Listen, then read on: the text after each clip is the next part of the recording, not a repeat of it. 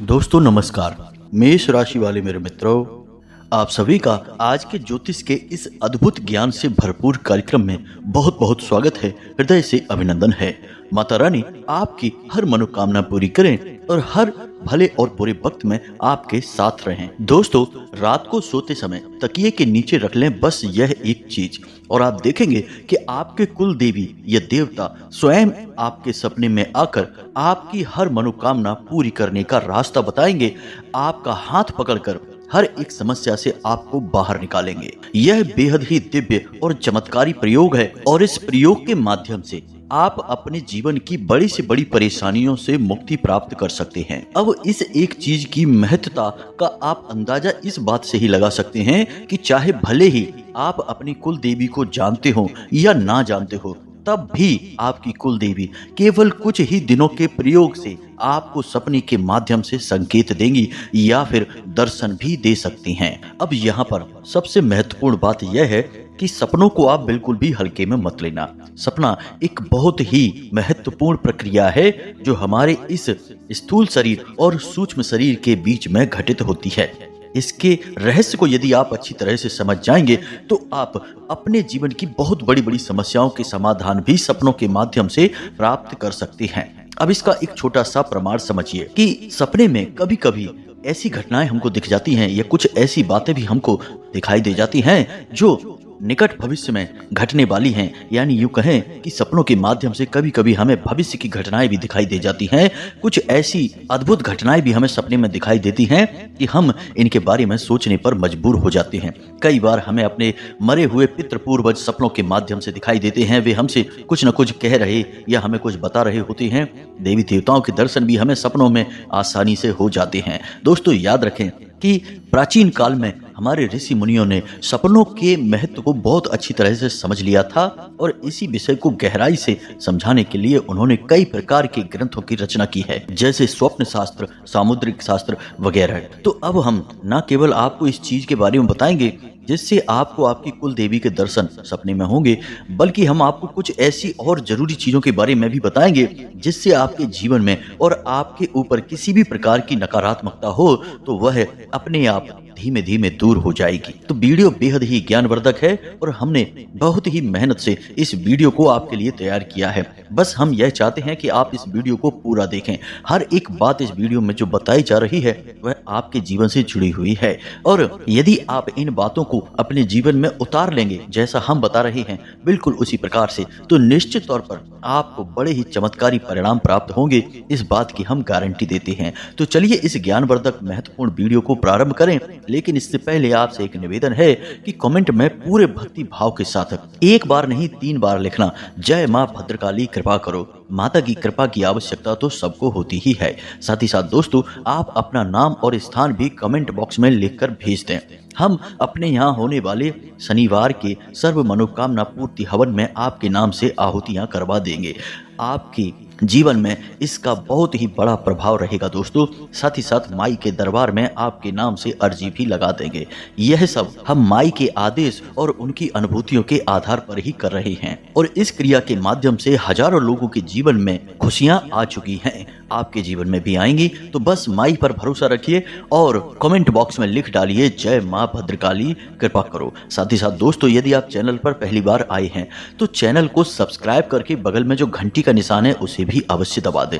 इससे आप हमारे चैनल परिवार के सदस्य बन जाएंगे और माई की कृपा के विशेष पात्र भी बन जाएंगे। तो चलिए जल्दी से चैनल को सब्सक्राइब करिए, फिर आगे बढ़ते हैं। दोस्तों, अब ध्यान से समझो, जो बातें हम आपको बताने जा रहे हैं वे थोड़ी सी गहरी होंगी, और इन्हें समझने के लिए आपको पूरा ध्यान हमारे इस वीडियो पर रखने की आवश्यकता रहेगी।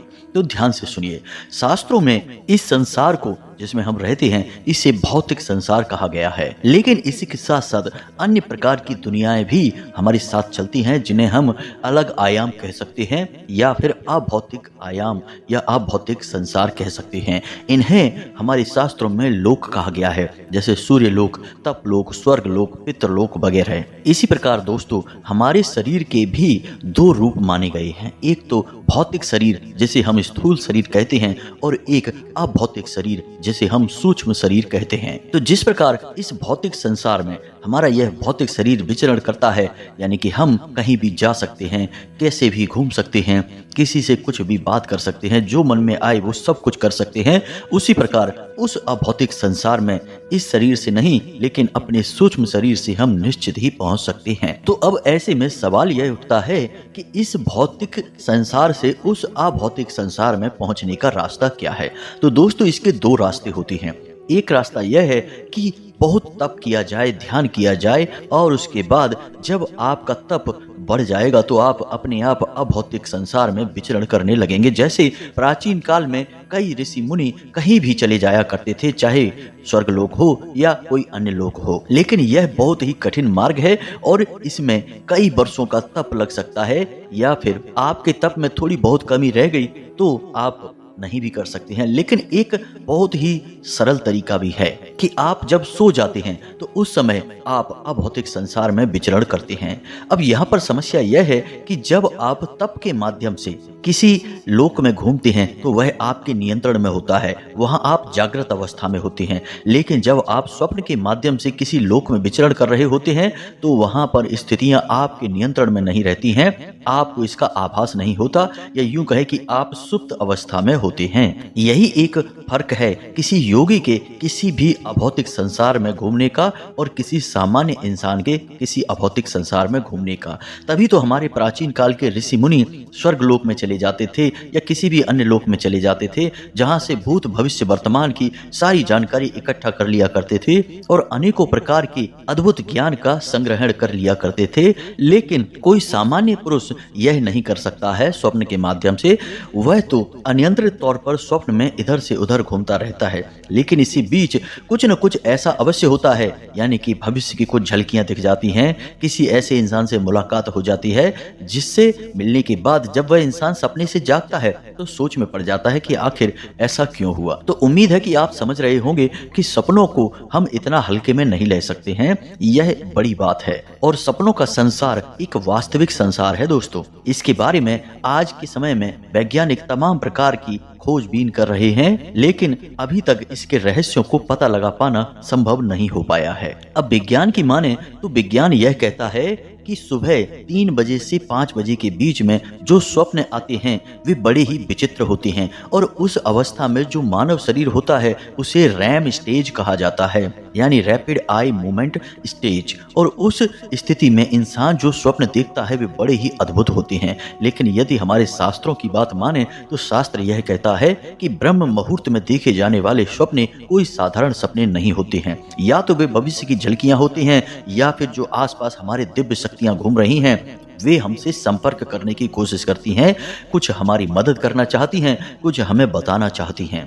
तो यहाँ तक जो बातें हम आपको बताते चले आ रहे हैं दोस्तों, वे केवल हम इसलिए बता रहे हैं ताकि आप इस बात के महत्व को समझ सकें जो हम आपको बता रहे हैं। अब स्वप्न का आप जीवन में लाभ कैसे ले पाएंगे यह सोचने की बात है, क्योंकि आप साधारण इंसान हैं और साधारण इंसान के तौर पर आप किसी ऋषि मुनि की भांति कठोर तप कर नहीं सकते हैं, ना ही इतना आपके पास समय है और ना ही उस कठोर तप की आपके पास समझ है। तो आप अपने स्वप्न का प्रयोग अपने जीवन को सुंदर बनाने में किस प्रकार से करेंगे, तो अब यहीं पर आती है आपकी मतलब की महत्वपूर्ण जानकारी। तो अब ध्यान से सुनिए दोस्तों, जितनी भी चीजें इस भौतिक संसार में मौजूद हैं उनकी अपनी विशेष ऊर्जा होती है। जी हाँ दोस्तों, कुछ की नकारात्मक, कुछ की सकारात्मक। अब इसका प्रमाण यह है कि हम पूजा पाठ करते हैं और उस पूजा पाठ के दौरान हम तरह तरह की चीजों का प्रयोग करते हैं, जैसे चावल है, काले तिल है, या सिंदूर है, हल्दी है और नारियल है, नींबू है। हम अलग अलग देवी देवताओं की पूजा में अलग अलग सामग्रियों का प्रयोग करते हैं। कुछ देवी देवताओं की पूजा में कुछ विशेष प्रकार की सामग्री निषेध होती है, यानी इस सामग्री का प्रयोग नहीं किया जाता। जैसे कि भगवान भोलेनाथ की पूजा में श्रीफल तोड़कर नहीं चढ़ाया जाता है, केतकी के फूल नहीं चढ़ाए जाते हैं, सिंदूर का प्रयोग नहीं किया जाता है। तो अब ऐसा क्यों है दोस्तों? ऐसा इसलिए है कि हर एक चीज की अपनी एक खास ऊर्जा होती है और इन चीजों को हम देवी देवताओं को समर्पित करके उस ऊर्जा को समर्पित करते हैं, ना कि उन चीजों को समर्पित करते हैं। याद रखिए कि देवी देवता एक ऊर्जा स्वरूप होते हैं। वे हमारी आपकी तरह भौतिक शरीर लेकर नहीं घूम रहे हैं। उन्हें भूख प्यास नहीं लगती है, उन्हें किसी भी चीज की आवश्यकता नहीं है। वे दिव्य हैं, ऊर्जा हैं। तो हम जब कोई चीज उन्हें समर्पित करते हैं तो वो चीज तो हमारे हाथों में ही रहती है। मान लीजिए हमने एक नारियल किसी देवता को समर्पित किया या प्रसाद समर्पित किया, तो नारियल तो हमारे हाथ में ही रहता है, पूरा का पूरा नारियल। तो देवता ने क्या लिया? देवता ने केवल उस नारियल से ऊर्जा ग्रहण की है। वो नारियल तो आपके पास ही है। इसी प्रकार जब हम पितरों के लिए कोई चीज समर्पित करते हैं, जैसे थाली परोस कर हमने पितरों के लिए पितृ पक्ष में अपने घर की छत पर रख दी है, तो अब वह थाली में भोजन तो ज्यों का त्यों रखा है। तो आप सोचेंगे कि पितरों ने भोजन कहाँ खाया? तो दोस्तों, ये ऊर्जा का लेन देन होता है और हम विशेष प्रकार की चीजों से निकलने वाली जो विशेष ऊर्जाएं हैं, वो ऊर्जाएं देवताओं को समर्पित करते हैं, जिससे देवता प्रसन्न हो जाते हैं। तो अब यहाँ से आपको ये समझ में आ गया होगा कि हर एक चीज की अपनी एक खास ऊर्जा होती है। अब यहाँ पर समझने वाली बात यह है कि इन ऊर्जाओं का प्रयोग हम सामान्य जीवन में करना तो जानते हैं, जैसे पूजा पाठ विधि में हम चीजों का प्रयोग करते हैं, लेकिन कुछ और भी विशेष तरीके होते हैं जिससे हम और भी अच्छी और बड़ी बातों का ज्ञान हासिल कर सकते हैं ऊर्जाओं के माध्यम से। जी हाँ दोस्तों, तो अब कुछ ऐसी चीजें होती हैं जिन्हें आप सोने से पहले अपने तकिए के नीचे रखेंगे तो आपको कुछ विशेष प्रकार के संकेत मिलने शुरू हो जाएंगे। अब हो सकता है कि पहली रात कुछ भी ना हो, एक दो रातों के बाद आपको इनके संकेत मिलने शुरू हो जाएंगे। जी हाँ दोस्तों, अब ध्यान से सुनिए। देखो, हम आपको कुछ जरूरी बात बताते हैं। जैसे कि आप कोई रत्न धारण करना चाहते हैं, किसी एस्ट्रोलॉजर ने आपको कोई रत्न बता दिया और आप धारण करना चाहते हैं, तो असल में उसका धारण करने का सही तरीका यह है कि पहले 5 से 7 दिनों तक आप उस रत्न को अपने तकिए के नीचे रखकर सोएं। जी हाँ दोस्तों, सीधे उसे धारण ना कर ले। अब उस रत्न से जो ऊर्जा उत्सर्जित हो रही है, जब आपका सूक्ष्म शरीर उस अभौतिक संसार में जाएगा, तो यह जो ऊर्जा आपके साथ जाएगी, यह आपको किस प्रकार के संकेत देगी, यानी कि डरावने संकेत देगी, कुछ परेशान करने वाले संकेत देगी, या अच्छे संकेत देगी। आपको अच्छी नींद आएगी और ब्रह्म मुहूर्त में आपको अच्छे सपने आएंगे, वगैरह वगैरह अच्छे संकेत मिलेंगे।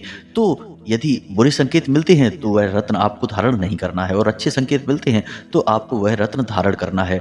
अब चाहे रुद्राक्ष हो, तुलसी की माला हो, या कोई रत्न हो, कुछ भी आप धारण करने जा रहे हैं तो उसे इसी प्रकार से हम चेक करते हैं कि वह आपके लिए शुभ रहेगा या अशुभ रहेगा। तो यह भी चेक कैसे हो रहा है? आपके स्वप्न के माध्यम से।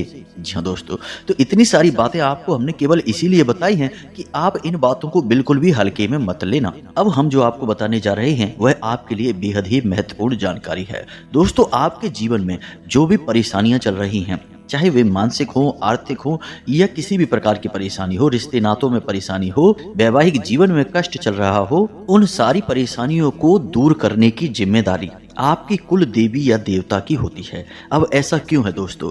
आपकी कुल देवी या देवता कोई साधारण ऊर्जा नहीं है। वह एक ऐसी ऊर्जा है जिसने आपके कुल की लंबे समय तक रक्षा की है, आपके कुल की पालनहार रही है। अब हो सकता है कि आज के समय में आप उसके बारे में जानते भी नहीं हो कि आपकी कुल देवी कौन है, आप पूजा पाठ भी नहीं करते हो उनका, लेकिन आज भी वह ऊर्जा आपके आसपास ही रहती है।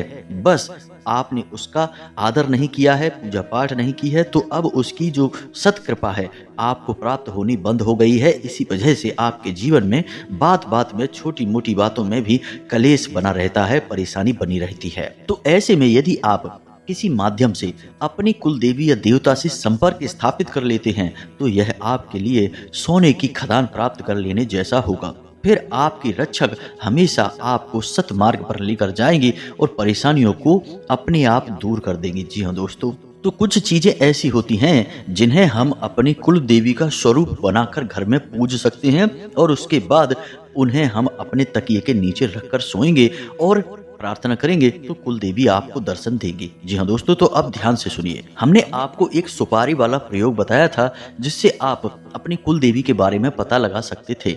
तो अब उसी प्रयोग को आगे बढ़ाते हैं। शुक्रवार के दिन आपको यह प्रयोग करना होगा। आपको चाहिए एक साबुत सुपारी, एक सिक्का, चांदी का सिक्का होगा तो सर्वोत्तम रहेगा, थोड़ा सा कलावा, लाल प्रसाद, लाल पुष्प, लाल आसन और अपने लिए भी लाल रंग के वस्त्र। अब इस उपाय की पूरी विधि को भी आप ध्यान से समझिए।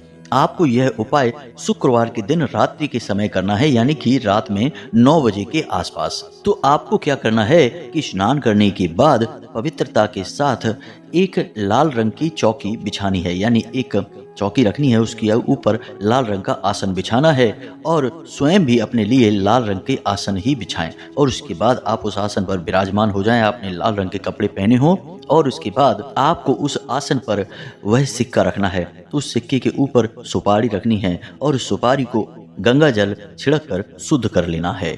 अब आपकी प्रक्रिया शुरू होगी। पहले गाय के घी का एक दीपक जलाना है। उसके बाद अपनी कुल देवी या देवता का आवाहन करना है। हाथ जोड़कर आंख मूंद कर यह निवेदन करना है कि आप अपनी कुल देवी को नहीं जानते हैं, कृपया कर इस सुपारी में ही आपकी कुल देवी या देवता का स्वरूप विराजमान हो जाए और आप इस सुपारी को अपनी कुल देवी या देवता का स्वरूप मानकर ही पूजेंगे। ऐसा निवेदन आपको करना है। उसके बाद आपको उस सुपारी पर थोड़ा सा जल अर्पित करना है। उसके बाद कलावा थोड़ा सा तोड़कर उस सुपारी के ऊपर रखना है और बोलना है कि माई, हम आपको यह वस्त्र अर्पित कर रहे हैं। पुष्प देना है, माई के सामने रख देना है और बोलना है कि माई आपको पुष्प अर्पित करते हैं। उसके बाद प्रसाद अर्पित करना है और उसके बाद माई के ऊपर हल्दी लगे हुए चावल अर्पित करने हैं। इसके बाद माई को एक नारियल अर्पित कर देना है। जी हाँ दोस्तों, बस इतनी सी प्रक्रिया आपको करनी है और उसके बाद आपको मन में यह विचार करना है कि आप अपनी कुल देवी को नहीं जानते हैं और आप उनका पूजन करना चाहते हैं और आप चाहते हैं कि आपकी कुल देवी आपके घर में प्रवेश कर जाएं, आपके घर की रक्षा करें और आपके जीवन में जो उथल पुथल चल रही है, परेशानियां चल रही हैं, उन परेशानियों को दूर करें। अब इस प्रयोग के बाद आप जब रात में सोने जाएं, यानी वहां से तो आप उठ जाएंगे, दीपक जलने देंगे। उसके बाद जब आप रात्रि में सोने जाएंगे तो आपने जो सुपारी और एक सिक्का जो माई का स्वरूप मानकर पूजन किया था, उसे आप उठाकर अपने तकिए के नीचे रख लेंगे। याद रखना है कि जब आप सोने जा रहे हों, ठीक उससे पहले आपको यह रखना होगा और आप जब यह क्रिया कर लेंगे उसके बाद आपको ठीक सो जाना होगा। यानी फिर आप ना तो मोबाइल देखेंगे, ना किसी से कोई बात करेंगे और ना ही आप बिस्तर को खाली छोड़ेंगे। ऐसा नहीं कि आपने तकिए के नीचे इन्हें रख लिया, उसके बाद आप चले गए कहीं घूमने, किसी से बात करने, यह गलत हो जाएगा। तो आपको बस फिर सीधे लेटना है और लेटते समय आप सीधे लेटेंगे और अपने छाती पर अपने दोनों हाथ रखेंगे और प्रार्थना करेंगे कि आप सोने जा रहे हैं और आपको उम्मीद है कि आपकी कुल देवी आपके सपने में आकर मार्गदर्शन करेंगी, अपने दर्शन देंगी और आप पूरे भाव के साथ, भक्ति के साथ उनका पूजन करना चाहते हैं और उनकी कृपा प्राप्त करना चाहते हैं। जो भी भूल चूक आपसे या आपके परिवार के किसी सदस्य से हुई है, उसे कुल देवी माफ करें और स्वप्न में आकर किसी प्रकार का संकेत दें या दर्शन दें। इस प्रकार की आपको प्रार्थना करनी है और आंख बंद करके सो जाना है। मन में बस यही भाव रखना है कि आपकी कुल देवी आज आपको निश्चित तौर पर सपना देंगी। अब यह क्रिया हो सकता है कि पहले दिन करने से आपको किसी प्रकार का फल प्राप्त ना हो, क्योंकि पहले ही दिन में भाव इतना गहरा नहीं हो जाता है। याद रखना दोस्तों कि जब तक आपका भाव गहरा नहीं होगा तब तक आपको किसी प्रकार का संकेत प्राप्त नहीं होगा। तो 1-2 दिन लग सकते हैं। पहले दिन शायद कुछ ना हो, दूसरे दिन भी कुछ ना हो, लेकिन तीसरे दिन निश्चित तौर पर आपको किसी न किसी प्रकार का संकेत मिलेगा। अब हर दिन आपको इसी प्रकार उस सुपारी का और सिक्के का पूजन करना है, यानी सिक्के के ऊपर सुपारी को रख के पूजन करना है और हर रात आपको तकिए के नीचे इसी सिक्के और सुपारी को रख कर सोना है। और सुबह जब आप सोकर जागें तो इस सिक्के और सुपारी को अपने पूजा की अलमारी में रख कर अपने काम पर निकल जाएं। जी हाँ दोस्तों, नहा धोकर और माई के सामने हाथ जोड़कर अपने काम पर निकल जाएं और रात्रि के समय माई की पूजा करने के बाद आप फिर से उस सिक्के और सुपारी को अपने तकिए के नीचे रखकर सो जाएं और विचार वही लाएंगे कि आज रात आपकी कुल देवी आपके सपने में आएंगी और आपका मार्गदर्शन करेंगी। अक्सर ऐसा देखा गया है कि 3 से 5 दिनों के बीच माई निश्चित तौर पर जातक को स्वप्न में आकर संकेत देती हैं। अक्सर ऐसा देखा गया है कि जातक को स्वप्न में दर्शन ही हो जाते हैं। हमने सैकड़ों लोगों को यह प्रयोग बताया है, कुछ को पहले दूसरे दिन और कुछ को 3 से 5 दिनों के बीच में माई के दर्शन होते हैं, लेकिन स्वप्न में निश्चित तौर पर दर्शन होते अवश्य हैं। अब आप इस प्रयोग को करके देखना हमारे कहने से, और आपको कितने दिन में माई के संकेत मिले या दर्शन प्राप्त हुए या उनसे जुड़ी किसी भी चीज के संकेत प्राप्त हुए, यह आप हमें कमेंट करके बताना। अब यहाँ पर जानने वाली बात यह है दोस्तों कि आपको जब माई के संकेत मिल जाएंगे तो फिर आपको क्या करना है।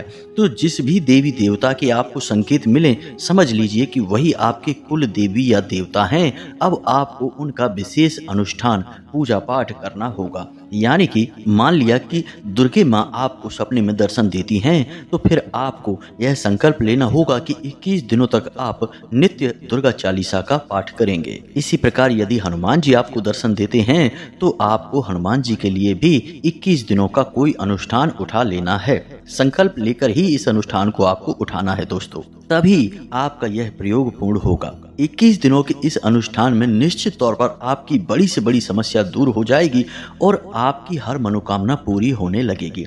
अब दोस्तों यहाँ पर आपको कुछ भी कहने सुनने की आवश्यकता नहीं है, यानी देवताओं से आपको कुछ मांगने की जरूरत नहीं है, कुछ भी कहने की जरूरत नहीं है। उन्हें सब कुछ आपके बारे में पता है, बस आप सीधे तौर पर इस प्रक्रिया को पूर्ण करते जाइए।